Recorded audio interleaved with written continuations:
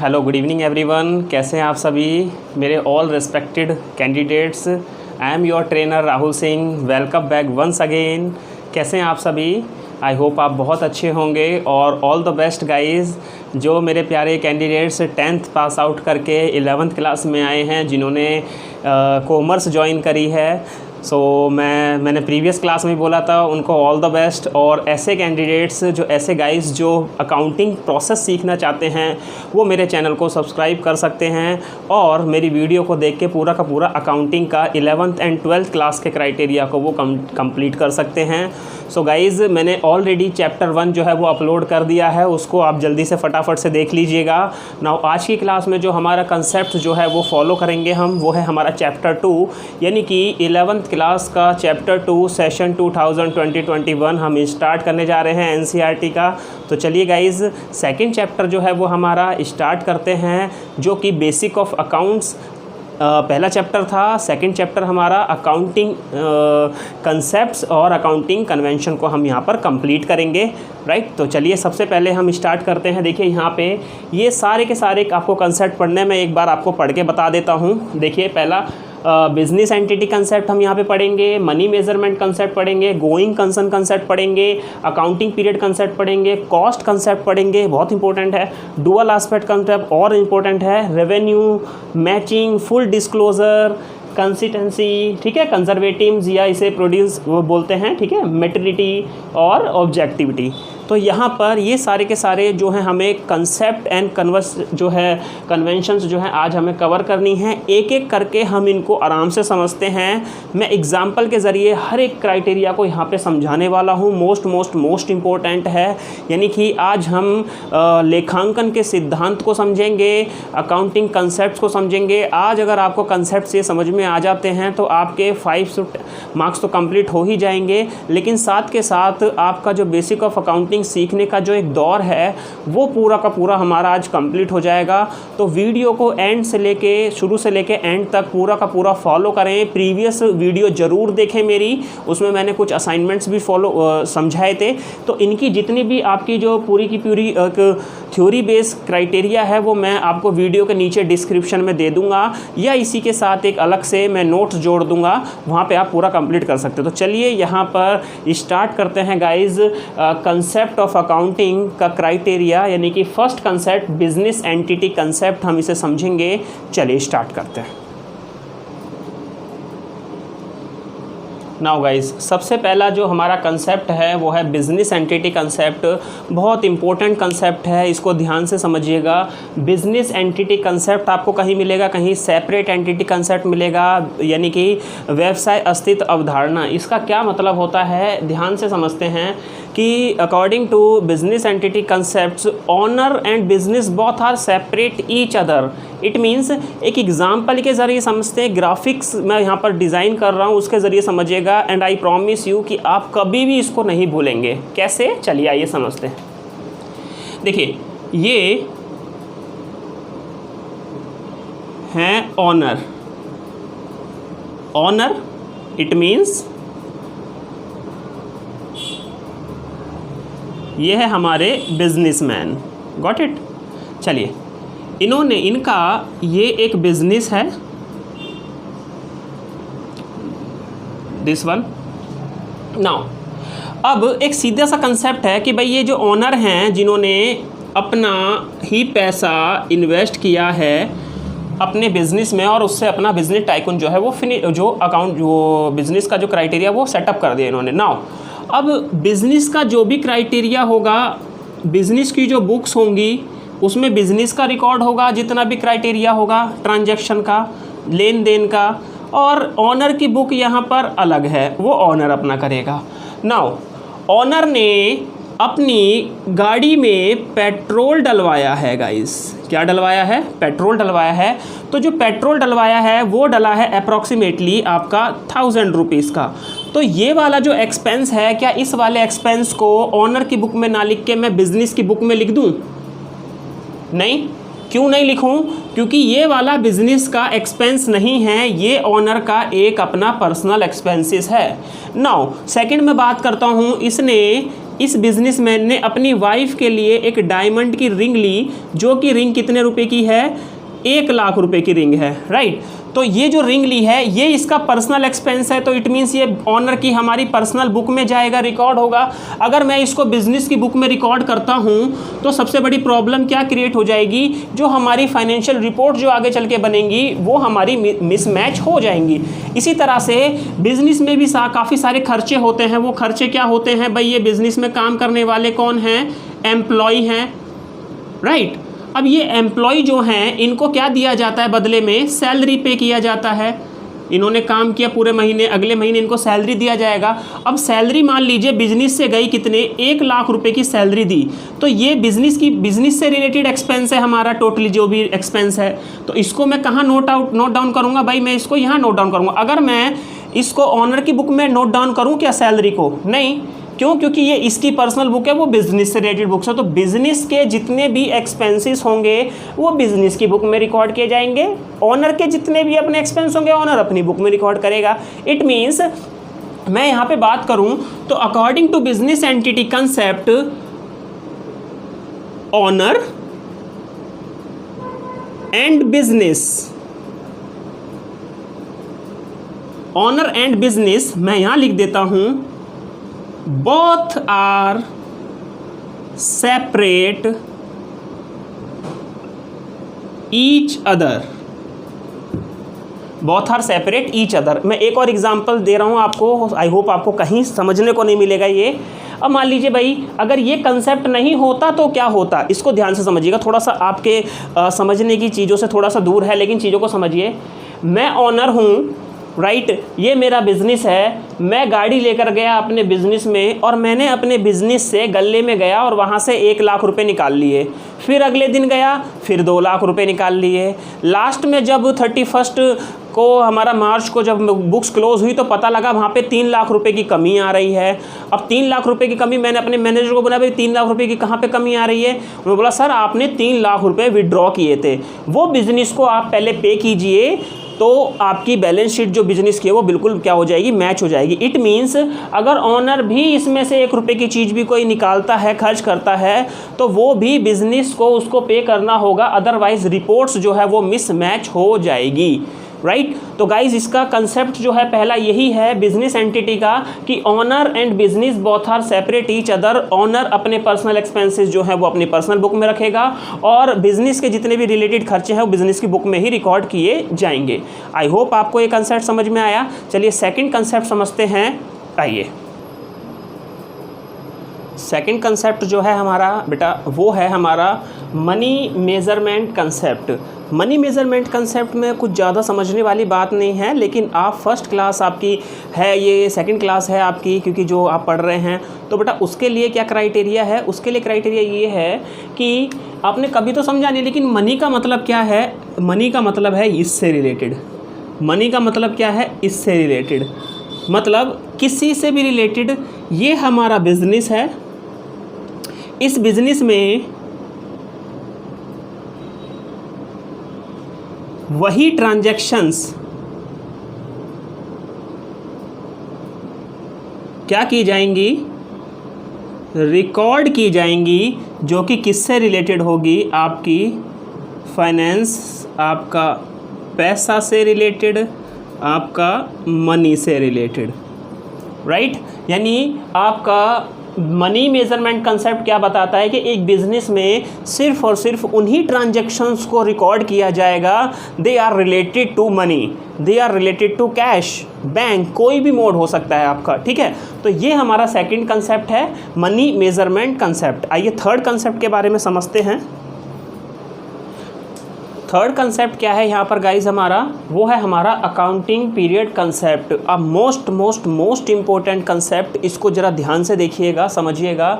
Accounting period concept का मतलब क्या है भाई, ये हमारे ऑनर हैं, इन्होंने पैसा लगाया और अपना बिजनेस क्या किया, स्टार्ट किया, राइट। अब स्टार्ट किया, अब ये बिज़नेस क्या है, चलता ही जा रहा है, चलता ही जा रहा है, चलता ही जा रहा है, चलता ही जा रहा है यार, ये कभी रुक ही नहीं रहा। अब एक सीधी सी बात है भाई, कभी तो मुझे अपनी बुक्स जो है वो तो देखना पड़ेगा ना, कभी तो मुझे ये देखना पड़ेगा ना मेरे बिजनेस में क्या प्रॉफिट हो रहा है, मेरे बिजनेस में क्या लॉस हो रहा है। तो इसको जानने के लिए हमें एक कंसेप्ट दिया कि जब कोई एक बिज़नेस स्टार्ट किया जाएगा तो उसका फिनिशिंग मोड भी जो है वो एक कवर किया गया। वो क्या है, चलिए इसको मैं समझाता हूँ। यानी कि इसमें अगर हम देखें तो अकाउंटिंग पीरियड कंसेप्ट के अकॉर्डिंग हमें 2 ईयर दिए गए हैं बेटा। वो 2 ईयर क्या हैं, यहाँ मैं लिख देता हूँ। अकाउंटिंग पीरियड कंसेप्ट के अकॉर्डिंग हमें 2 ईयर दिए गए हैं। उन दोनों ईयर में एक का नाम रखा इन्होंने कैलेंडर ईयर और दूसरा इसका नाम दिया इन्होंने फाइनेंशियल ईयर। कैलेंडर ईयर क्या है, जो हमारा स्टार्ट होगा, कब से स्टार्ट होगा, 1 जनवरी, जो भी आपका ईयर चल रहा है। एंड अगर हम बात करें तो ये हमारा क्लोज यानी कि ये बंद कब होगा हमारा, ये होगा 31 दिसंबर सेम ईयर, राइट। इसी तरह से अगर मैं यहाँ पे फाइनेंशियल ईयर की बात करूँ तो स्टार्ट कब होगा, 1 अप्रैल जो हमारा ईयर चलेगा, और क्लोज कब होगा, 31 मार्च नेक्स्ट ईयर। यानी कि अकाउंटिंग पीरियड कंसेप्ट हमें क्या बताता है कि बिजनेस में अपनी बुक्स ऑफ अकाउंटिंग करने के लिए हमें 2 ईयर दिए गए हैं। एक दिया है हमारा कैलेंडर ईयर और सेकंड हमारा दिया है फाइनेंशियल ईयर। आप कैलेंडर ईयर में भी अपनी बुक्स ऑफ अकाउंट्स रिकॉर्ड कर सकते हैं या आप फाइनेंशियल ईयर को लेके अपनी बुक्स ऑफ अकाउंट्स स्टार्ट करते हैं। लेकिन इसे तो कैलेंडर ईयर को तो हम लेते नहीं हैं, हम किसको लेते हैं, मैक्सिमम फाइनेंशियल ईयर को लेते हैं, जो कि हमारा 1 अप्रैल से शुरू होता है और हमारा क्लोज होता है, कब होता है वो 31 मार्च एवरी ईयर, जो नेक्स्ट हमारा चलेगा। नाउ अभी हमारा फाइनेंशियल ईयर क्या चल रहा है, अभी हमारा फाइनेंशियल ईयर चल रहा है 1 अप्रैल 2020 से लेके फिनिश कब होगा ये 31 मार्च 2021 को ये हमारा क्या हो जाएगा, फिनिश हो जाएगा।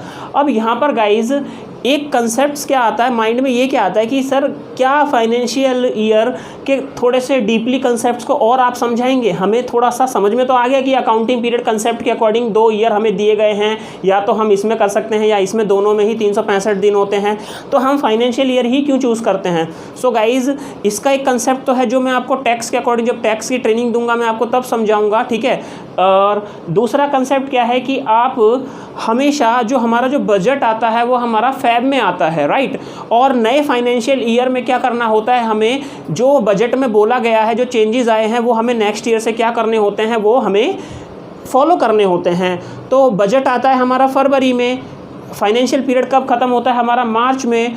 तो एक प्रॉपर वे में टैक्स ड्यूरेशन, टैक्स पे करने के लिए भी हम क्या करते हैं, फाइनेंशियल ईयर को लेते हैं। नए फाइनेंशियल ईयर में जो हमारे बजट में लॉ में चेंजेस किया गया है उसको फॉलो करने के लिए भी हम यहाँ पर फाइनेंशियल ईयर लेते हैं। अब यहाँ मेरा एक क्वेश्चन आता है कि मान लीजिए आपने अपना बिजनेस जो है वो 31 मार्च को क्या किया, शुरू किया, ठीक है। तो इसको क्लोज कब करेंगे। सो गाइज इसको क्लोज कब करेंगे, तो ध्यान से देखिए, क्लोज कब होते हैं हमारे 31 को। तो जिस दिन आपने शुरू किया है उस दिन आप क्या करेंगे, यहाँ पर क्लोज करेंगे।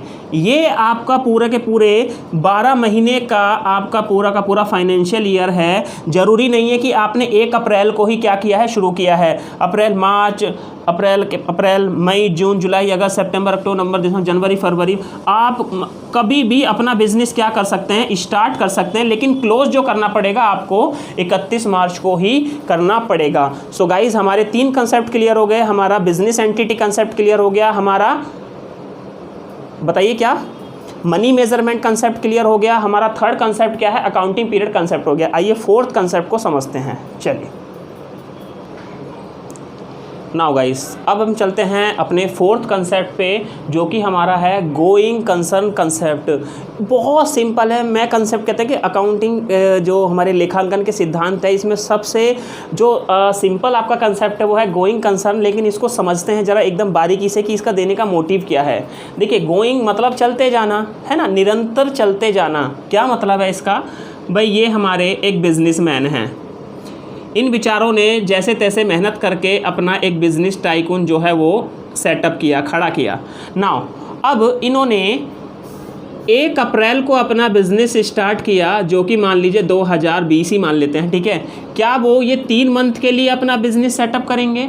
क्या 6 महीने के लिए अपना बिजनेस सेटअप करेंगे? भाई 3 महीने के लिए चलाऊंगा, 6 महीने के लिए चलाऊंगा, फिर हम इसको क्या कर देंगे, बंद कर देंगे? क्या ऐसा होता है? नहीं।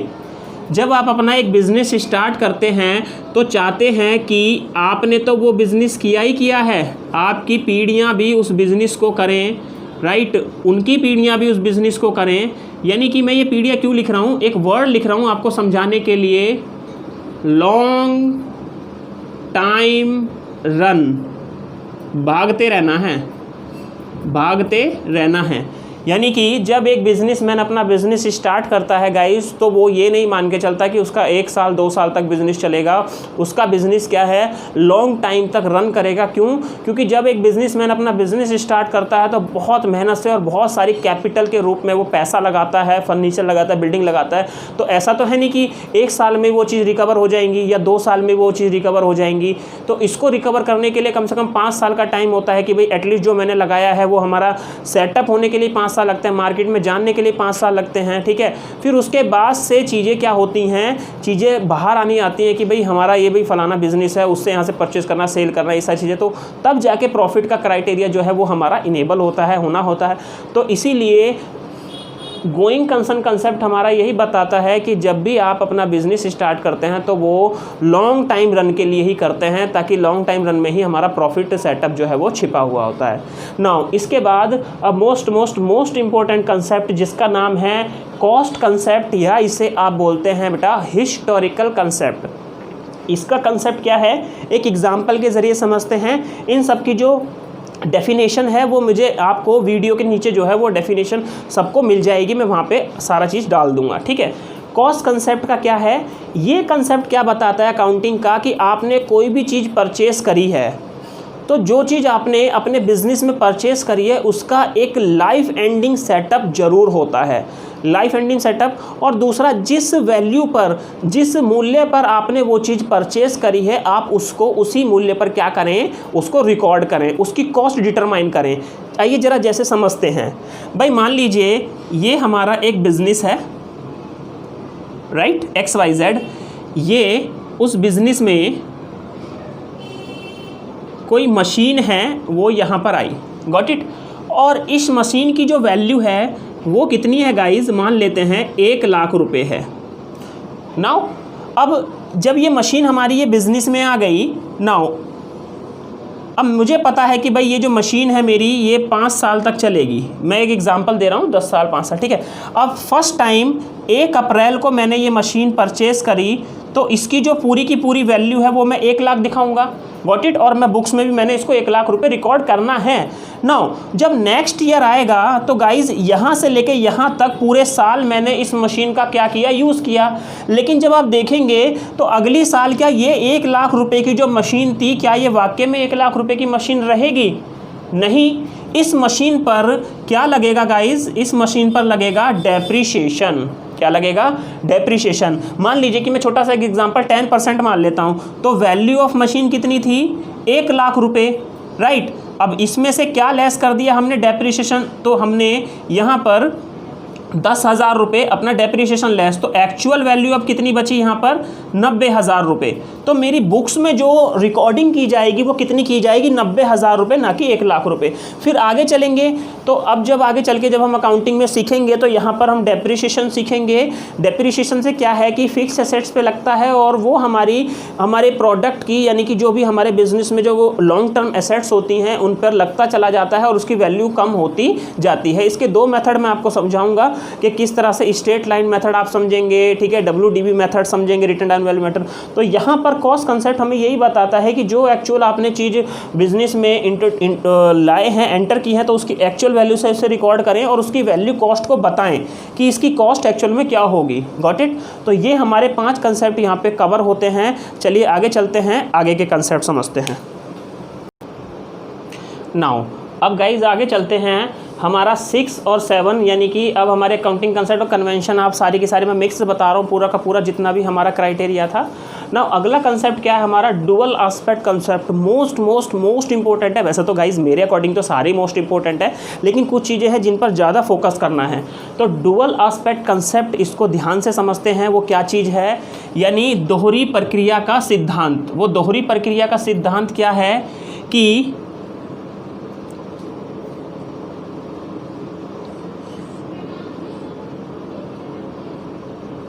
ये हमारा बिजनेस है। क्या है हमारा ये बिजनेस। अगर बिजनेस से एक चीज़ जाएगी तो दूसरी चीज़ बिजनेस में आएगी। कोई चीज़ बिजनेस में आएगी तो उसके बदले बिजनेस से कोई ना कोई चीज़ जाएगी।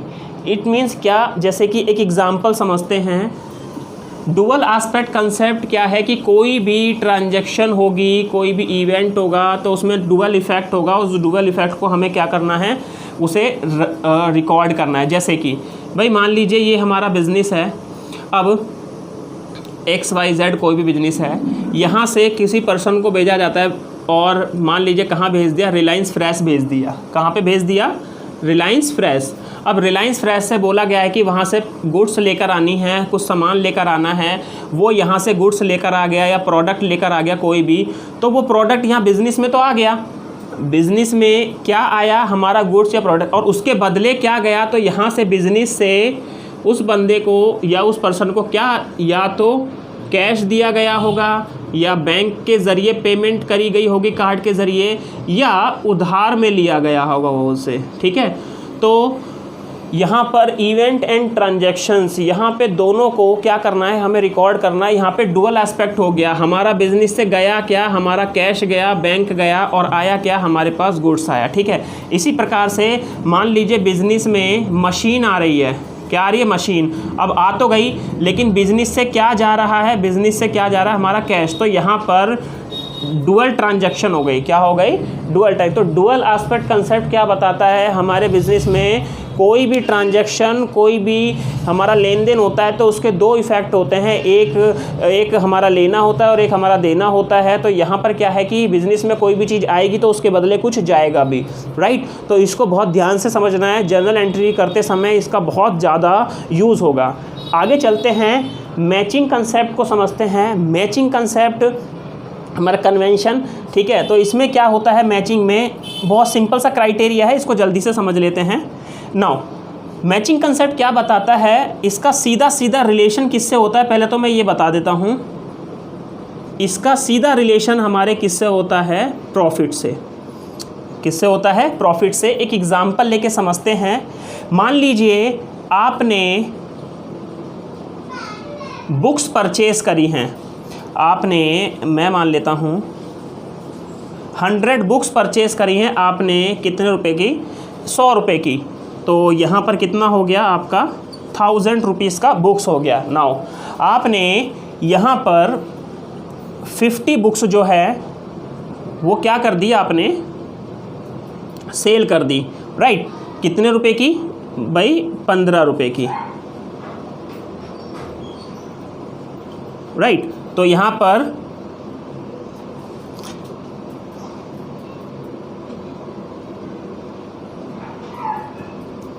750 का आपने यहाँ पे सोल्ड आउट कर लिया। अब आपके माइंड में क्या आ रहा है कि यार 100 बुक्स मैंने खरीदी 10 रुपये की, 10 रुपये के हिसाब से 1000 रुपये की मैंने बुक्स परचेज़ करी थी, राइट। अब मैंने 50 बुक्स यहाँ पे सेल कर दी 15 रुपये के हिसाब से, तो 750 रुपये हो गया। अब आपके माइंड में क्या आएगा, 1000 में से 750 रुपये में क्या कर देता हूँ, लेस कर देता हूँ, और 250 रुपीज़ मेरा क्या आ गया, प्रॉफिट आ गया। क्या ये सही बात है? बहुत ध्यान से समझिए। नहीं, क्योंकि यहाँ पर देखिए गाइज़, अगर मैं यहाँ पर बात करूँ तो मेरी 100 बुक्स कितने की, 10 रुपीज़ के हिसाब से अगर मैं यहाँ पे डिवाइड कर देता हूँ तो भाई ये क्राइटेरिया तो मेरा 500 का पड़ा है ना। तो यहाँ पर आप देखिए, तो इसको बहुत ध्यान से समझना है कि आपकी जो टोटल रेवेन्यू जो आई है सोल्ड आउट करके वो है 750 रुपये, है ना। अब 750 रुपये का क्राइटेरिया क्या है, वो बुक्स कितने की पड़ी है आपकी, 500 की। तो यहाँ पर जो क्राइटेरिया था 500 रुपये का, क्योंकि 50 बुक्स आपकी कितने की पड़ी, 500 रुपये की, सही बात है कि नहीं है, ठीक है। तो यहाँ पर 750 रुपये का आपने बेचा, 500 रुपये का आपका एक्सपेंस आया। तो जब आप इसको यहाँ पर करेंगे तो जो ये 250 रुपीज़ आए हैं आपके, ये 250 रुपीज़ आपका क्या कहलाएगा, प्रॉफिट कहलाएगा, राइट। तो यहाँ पर मैचिंग कंसेप्ट क्या बताता है, मैचिंग कंसेप्ट बताता है कि आपको बिजनेस में रियल वैल्यू, रियल क्राइटेरिया ही करना है, आपको गड़बड़ नहीं करना है, अपनी नीड के अकॉर्डिंग ही नहीं एज्यूम कर लेना है कि भाई ये क्राइटेरिया हुआ, ये क्राइटेरिया हुआ है। तो ध्यान रखिएगा, ये मैचिंग कंसेप्ट हमारा प्रॉफिट डिटर्मिनेशन के लिए भी बहुत ज़्यादा इंपॉर्टेंट है, इसका सीधा सीधा रिलेशन हमारे प्रॉफिट से पड़ता है। ओके, चलिए अगला कंसेप्ट ध्यान से समझते हैं। 7 हमारे कंप्लीट हो गए, फटाफट से आगे कंप्लीट करते हैं। नाउ गाइज, अब हम अपना 9th जो है वो 8th जो है वो कंसेप्ट क्लियर करते हैं, उसके बाद 9th और 10th देख भी रहे हैं आप यहाँ पे। पहला है इसमें 8 वाला जो है फुल डिस्क्लोज़र। गाइज इसको ध्यान से समझिएगा, फुल डिस्क्लोज़र मतलब एक सीधा सा बात है, भाई मैं बिज़नेस कर रहा हूँ, ईमानदारी से बिज़नेस कर रहा हूँ, मैं अपनी कुछ बातें क्यों छुपाऊँ, क्यों मैं किसी चीज़ की चोरी करूँ। मतलब कहने का क्या है, ये कंसेप्ट हमें बताता है कि कोई भी बिजनेसमैन जब अपना बिज़नेस स्टार्ट करता है और इतनी मेहनत से स्टार्ट करता है और बहुत सारी चीज़ें होती हैं, भाई उसने ये कर लिया, उसने वो कर लिया फलाना, तो ऐसा कोई भी अपनी नीड के अकॉर्डिंग नहीं करना है। कहने का मतलब है फुल डिस्क्लोज करना है, जितनी भी आपकी मॉनेटरी टर्म्स हैं उन सारी टर्म्स को आपको क्या करना है, रिकॉर्ड करना है। इसको समझते हैं, all monetary transactions, monetary means finance या कैश से related transactions, all monetary transactions should be recorded in books of account at the end of the year, when जब वो हो रही हैं तब उनको करना है रिकॉर्डिंग, ठीक है। तो यहाँ पर फुल डिस्क्लोजर का मतलब यही है कि एक बिजनेस में जितनी भी ट्रांजैक्शंस होंगी वो रिलेटेड मॉनेटरी से, जितनी मॉनेटरी ट्रांजैक्शन होंगी उन सबको बुक्स ऑफ अकाउंट्स में क्या करना है, रिकॉर्ड करना है। Got it. नाउ अगला समझते हैं कंसिस्टेंसी। यार कंसिस्टेंसी का मतलब बिल्कुल प्रॉपर तरीके से, बिल्कुल प्रॉपर तरीके का मतलब क्या है, यहाँ पे मान लीजिए भाई मैंने एक अपना बिजनेस स्टार्ट किया, तो मैंने एक फाइनेंशियल ईयर में कुछ क्राइटेरिया फॉलो किया, उसके बाद मैंने नेक्स्ट फाइनेंशियल ईयर में कुछ और क्राइटेरिया फॉलो कर लिया, फिर उसके नेक्स्ट और क्राइटेरिया में फिर और कुछ और क्राइटेरिया फॉलो कर लिया, यानी कि तीनों ईयर का जो बुक्स ऑफ अकाउंट का जो रिकॉर्ड करने का मेथड था वो तीनों का अलग अलग हो गया। तो इससे मेरा जो क्राइटेरिया है प्रॉफिट एंड लॉस का, वो मेरा का पूरा क्या है, चेंज हो जाएगा, मिसमैच हो जाएगा। तो बहुत सारी चीज़ें ऐसी हैं जो मुझे प्रॉपर तरीके से रिकॉर्ड करने के लिए बिजनेस में कंसिस्टेंसीज लाना ज़रूरी है, राइट। तो ये इसमें ज़्यादा कुछ प्रॉपर वाली, इसमें ज़्यादा कुछ टेंशन लेने वाली बात नहीं है, इसमें सिंपल यही बताया गया है, ठीक है। देन इसके बाद कंजर्वेटिज्म, इसमें कंसेप्ट को समझते हैं, ठीक है। ये थोड़ा सा पेचीदा है गाइस, इसको समझिएगा कि संभावना है, मैं रोड से जा रहा हूँ, बिल्ली रास्ता काट गई, मेरे माइंड में आ जाएगा अबे यार ये तो रास्ता काट गई, भाई मेरा काम बनेगा कहीं नहीं बनेगा। मैं कुछ कर रहा हूँ, किसी ने छींक मार दी, यार पता नहीं मेरा क्राइटेरिया क्या होगा, गलत होगा सही होगा। तो ऐसी अवधारणाएं हमारे मन में क्या हो जाती हैं भाई, हम ह्यूमन हैं, कुछ भी सोच लेते हैं, ठीक है। नाउ बिज़नेस की अगर हम बात करें तो बिज़नेस में क्या है, कुछ चीज़ें ऐसी होती हैं कि फ्यूचर में मुझे पता होता है कि यार इसका लॉस हो सकता है, प्रॉफिट नहीं, प्रॉफिट होगा तो कोई दिक्कत नहीं यार, प्रॉफिट होगा तो हो जाएगा यार, अच्छी बात है। लेकिन मुझे पता है यार इसमें मुझे लॉस होगा, मेरा कोई केस चल रहा है, मुझे पता नहीं कि मैं जीतूंगा या हारूंगा, तो इसमें भी लेकिन मुझे पता है मुझे कुछ इसमें प्रोविजंस बना के चलने होंगे। यानी कि कंजर्वेटिज्म कंसेप्ट हमारा क्या होता है, मैं यहाँ पे एक वर्ड लिख रहा हूँ, फ्यूचर लॉसेस को क्या करते हैं, रिकॉर्ड करके चलेंगे। रिकॉर्ड करने का मतलब क्या है कि मेरे भविष्य में जो भी आने वाले लॉसेस हैं उनका हम क्या बना लेंगे, मैं यहाँ पे लिख देता हूँ, प्रोविज़न बना लेंगे। Provision for bad debts, provision for doubtful debts. तो ये हमारे कुछ प्रोविज़न बन जाते हैं, मुझे पता चलता है हाँ यार मेरा जो है वो कुछ लॉस होने वाला है। सो गाइज़ यहाँ पर ये 10 हमारे कंसेप्ट्स क्लियर हैं। आइए मैं आगे के कंसेप्ट्स इसको बताता हूँ और स्टार्ट करते हैं। 2 रह गए हैं, उनको जल्दी से फॉलो कर लेते हैं। नाउ अब हम अपना 11 जो है कंसेप्ट जो है वो फॉलो करते हैं, मटेरियलिटी कंसेप्ट। इसका क्या है क्राइटेरिया, और रेवेन्यू रिकग्निशन यानी कि रियलाइजेशन कंसेप्ट हमारा क्या बोलता है, कन्वर्जेशन क्या बोलता है, कन्वेंशन। तो गाइस सबसे पहले हम यहाँ इसकी बात करते हैं। भाई मान लीजिए ये हमारा एक बिज़नेस है, हमारा क्राइटेरिया, ठीक है। अब ये हमारे हैं, कोई सेलिब्रिटी मान लेते हैं, ये हमारे सेलिब्रिटी आ गए और इन सेलिब्रिटी के लिए हमने चाय पानी खाना पीना कुछ ऐसा हमने जो है खर्चा पानी कर दिया। अब जो हमारा जो बिज़नेस